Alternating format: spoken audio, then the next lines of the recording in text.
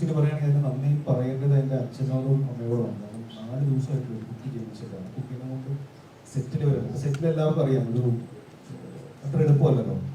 അപ്പോൾ നമ്മൾ വിചാരിക്കുന്ന പോലെ ഒരു ന്യൂ ബോൺ ബേബിക്ക് പറ്റുന്ന ഒരു അറ്റ്മോസ്ഫിയർ അല്ല ഒരു ഷൂട്ടിംഗ് സ്ഥലം. പക്ഷെ അതിന് ബിൽഡിങ്ങായിട്ട് അച്ഛനും അമ്മയും അതിൽ നിൽക്കുകയും അമ്മക്ക് ഒരുപാട് കഷ്ടപ്പെടുന്ന ഞാൻ കണ്ടിട്ടുള്ളതാണ്. ഈ കൊച്ചു ഫുഡ് കരച്ചിലായിരിക്കും, അല്ലെങ്കിൽ കൊച്ചിനെ ഫീഡ് ചെയ്യണം, അല്ലെങ്കിൽ കൊച്ചിനെ ഉറങ്ങണം. 4 ദിവസമേ ആയുള്ളൂ. അപ്പം നമുക്ക് എല്ലാവരും ഡിസ്റ്റർബാണ്. അതായത് കൊച്ചിനൊന്നും സംഭവിക്കേണ്ടി വരും. കാരണം പല അസുഖങ്ങളും വരാൻ സാധ്യതയുള്ളതാണ് ആ ഇനീഷ്യൽ കുറച്ച് ദിവസങ്ങൾ അല്ലെങ്കിൽ ആഴ്ചകൾ എന്ന് പറയുന്നത്. പക്ഷേ ഈ സബ്ജക്റ്റ് നടത്തണമെന്ന് എനിക്ക് തോന്നുന്നു അഖിലിന് ഭയങ്കരമായിട്ട് ആഗ്രഹമുണ്ടായിരുന്നു.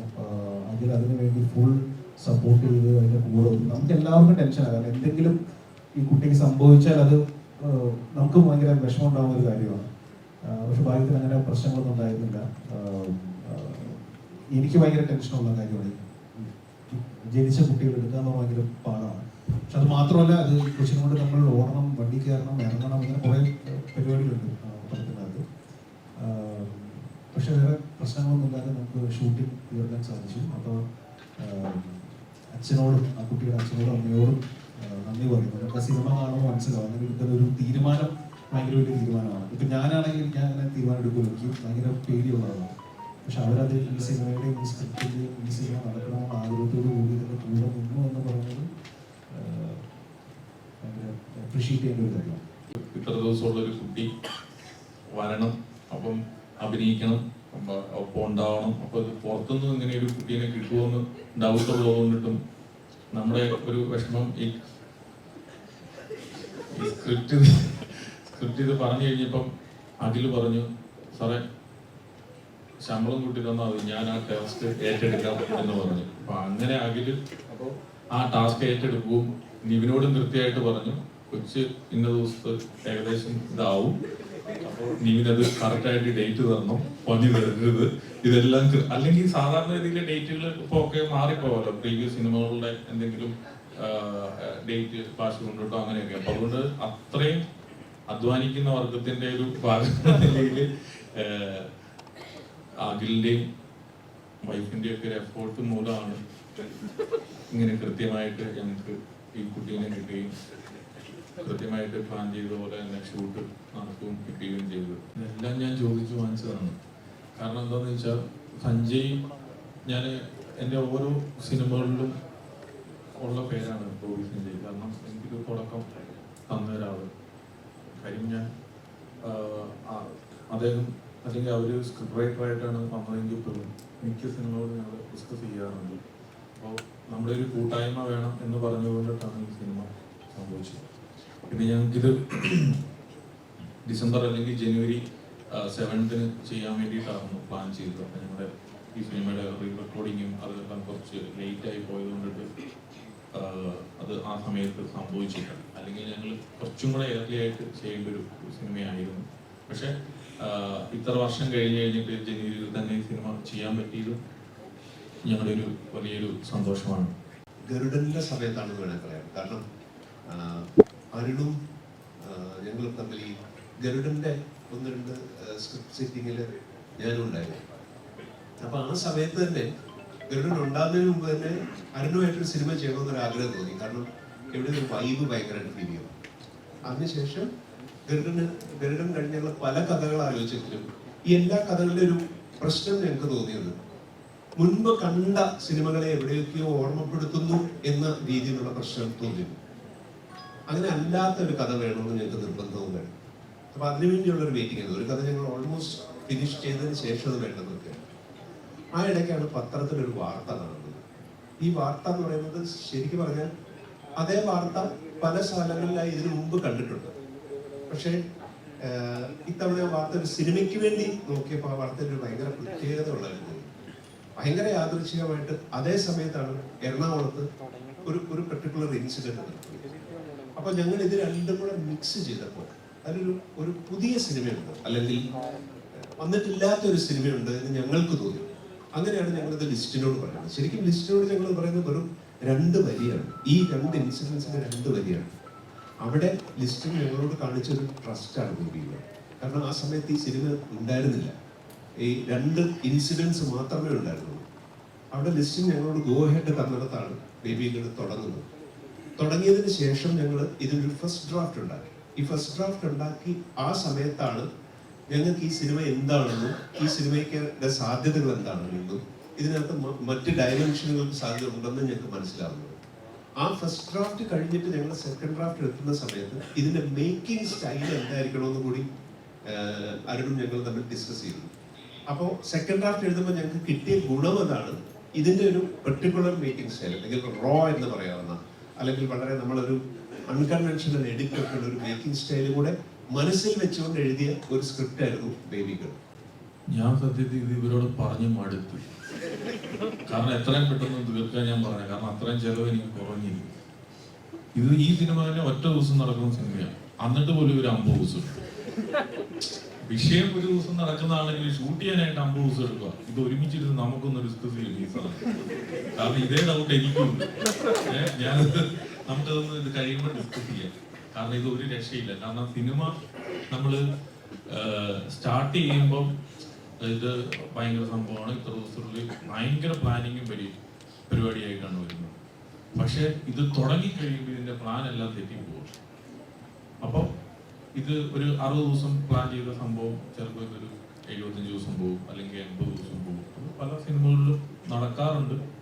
പിന്നെ ഈ ചില ഐഡിയാസ് ഇപ്പോൾ സ്പോട്ടിലായിരിക്കും ഡെവലപ്പ് ചെയ്യുന്നത്. അപ്പൊ അങ്ങനെയുള്ള കാര്യങ്ങളൊക്കെ സംഭവിക്കുമ്പോഴാണ് ഷൂട്ടിംഗ് ഡേയ്സ് കൂടി പോകുന്നത്. പിന്നെ അങ്ങനെ വരുമ്പോഴാണല്ലോ ബഡ്ജറ്റും കൂടുന്നത്. അപ്പോൾ ഹൈ ബഡ്ജറ്റ് സിനിമ എന്ന് കാണിച്ചെങ്കിൽ കുറച്ചുകൂടെ ഷൂട്ട് ചെയ്താലേ പറ്റുള്ളൂ എന്നാണ് ഒരു ധാരണ. ആക്ച്വലി സാധാരണ എഡിറ്റ് ഒക്കെ ചെയ്യുന്നതുകൊണ്ട് തന്നെ സിനിമയിൽ നിൽക്കുമ്പോൾ എൻ്റെ ടെക്നീഷ്യൻസ് എന്നെ എപ്പോഴും ചീത്തമായിരുന്നു, നീ കുറച്ചും കൂടി ക്യാമറ നോക്കി ചെയ്യും, നീ എഡിറ്റർ അല്ലേ. ഞാൻ ചെയ്തുകൊണ്ടിരിക്കുമ്പോൾ നമ്മൾ ആക്ഷൻ്റെ കട്ടിൻ്റെ ഇടയിൽ നമുക്ക് അഭിനയം മാത്രം ചെയ്യാനുള്ള കോൺഫിഡൻസിലേക്ക് എത്തിയിട്ടുള്ളൂ. എപ്പോഴും വേറെ ബാക്കി ടെക്നിക്കാലിറ്റികളിലേക്ക് എത്താൻ പറ്റിയിട്ടില്ല, അതിലേക്കുള്ള എക്സ്പീരിയൻസോ കോൺഫിഡൻസോ എത്തിയിട്ടില്ല. പക്ഷെ ഈ സിനിമ അത് ബ്രേക്ക് ആയ ഒരു സിനിമയാണ്. കാരണം ഇത് കുറച്ചും കൂടി റോഡ് പരിപാടികളുണ്ടായിരുന്നു ഞങ്ങളുടെ ഏരിയയിൽ. അതുകൊണ്ട് തന്നെ കാറ് ഹാൻഡിൽ ചെയ്യണം, കാറിൽ ക്യാമറ വെക്കണം, കുഞ്ഞ് ഭയങ്കര വലിയൊരു ഫാക്ടറാണ്. അതിപ്പോൾ റോഡാണെങ്കിലും അല്ലെങ്കിൽ കുഞ്ഞ് നമ്മളുടെ അടുത്ത് നിൽക്കുമ്പോൾ ഇവരുടെ പാരൻസ് ഒരു കുഞ്ഞ് ഏറ്റവും അവരുടെ ഒരു 10 മാസത്തെ കാത്തിരിപ്പാണ് അവരുടെ കൈകളിലേക്ക് എത്തിയിട്ട് ആ ട്രസ്റ്റാണ് അവർ നമ്മളുടെ കയ്യിലേക്ക് തരുന്നത്. അപ്പോൾ അത് ഭയങ്കര റെസ്പോൺസിബിലിറ്റി ആയിരുന്നു ഞങ്ങൾക്ക് രണ്ടുപേർക്കും. പ്രത്യേകിച്ച് കുട്ടികളൊന്നും എടുത്തും എനിക്കൊന്നും ശീലം ഉണ്ടായിരുന്നില്ല. അപ്പോൾ കുഞ്ഞിനെ അത്രയും നമ്മൾ പൊന്നിപ്പൊരുതിയാണ് കൊണ്ടുനടന്നിരുന്നത് എല്ലാ സമയത്തും, ടേക്ക് കെയർ ചെയ്ത്. അപ്പോൾ അതിൻ്റെതായിട്ടുള്ള എല്ലാ പ്രഷറും ആ സമയത്ത് ഉണ്ടായിരുന്നു. പെർഫോം ചെയ്യുകയും ഇത് ഹാൻഡിൽ ചെയ്യുക എന്ന് പറയുന്നത് ഓൾസോ ബാക്കിയുള്ള എല്ലാം എനിക്ക് കുറച്ചും കൂടി ഇപ്പോൾ കോമഡി ആണെങ്കിലും ഒക്കെ കുറച്ച് നമുക്ക് ചെയ്ത് എവിടേക്കോ ഒന്ന് സെറ്റ് ആയിട്ടുണ്ടായിരുന്നു. പക്ഷെ ഇത് ക്യാരക്ടർ വൈസും വേറൊരു പരിപാടി ചെയ്യുന്നു. അപ്പോൾ എനിക്ക് പ്രഷറായിരുന്നു. സംഗീത് പറഞ്ഞ പോലെ തന്നെ ഞാനും അങ്ങനെ കുഞ്ഞുങ്ങളുമായിട്ട് ഒരുപാട് ഇടപഴകുന്ന ഒരു വ്യക്തിയല്ല. അതുകൊണ്ട് നല്ല പേടിയുണ്ടായിരുന്നു. കാരണം ഇത്രയും ചെറിയ കുഞ്ഞാണ്. ഞങ്ങൾക്ക് രണ്ടുപേർക്കും കുഞ്ഞിനെ അങ്ങനെ എടുത്തു വലിയ ശീലമില്ല. പക്ഷേ ഈ സിനിമയിലെ കുറേ സീൻസിൽ ഞങ്ങളുടെ കയ്യിൽ കുഞ്ഞുണ്ടാവണം. അപ്പം അങ്ങനെയൊക്കെ വരുമ്പോൾ അതിൻ്റെ പേടി ഉണ്ടായിരുന്നു. നമ്മൾ കാരണം ഒരു ചെറിയ പോറൽ പോലും ഉണ്ടാവരുത് എന്നുള്ള ടെൻഷൻ ഉണ്ടായിരുന്നു. അതേപോലെ നമ്മൾ ടേക്കിന് നിൽക്കുന്നതിന് മുന്നേ കുഞ്ഞ് കരയാണെങ്കിൽ കുഞ്ഞിനെ ഒന്ന് കംഫർട്ടബിൾ ആക്കിയിട്ട് നമ്മൾ ടേക്കിലേക്ക് പോകേണ്ടി വരും. അപ്പം അങ്ങനെയുള്ള കാര്യങ്ങളിലൊക്കെ ചെറിയ പേടി ഉണ്ടായിരുന്നു, പ്രഷർ ഉണ്ടായിരുന്നു. വേറൊരു എക്സ്പീരിയൻസ് ആയിരുന്നു. എന്തായാലും വലിയ കുഴപ്പങ്ങളില്ലാതെ ചെയ്യാൻ പറ്റി. പൊന്മാനിൽ അത്ര വലിയ ദുഃഖപ്രിയമായിരുന്നു ഇല്ല, അത് കുറവാണ്.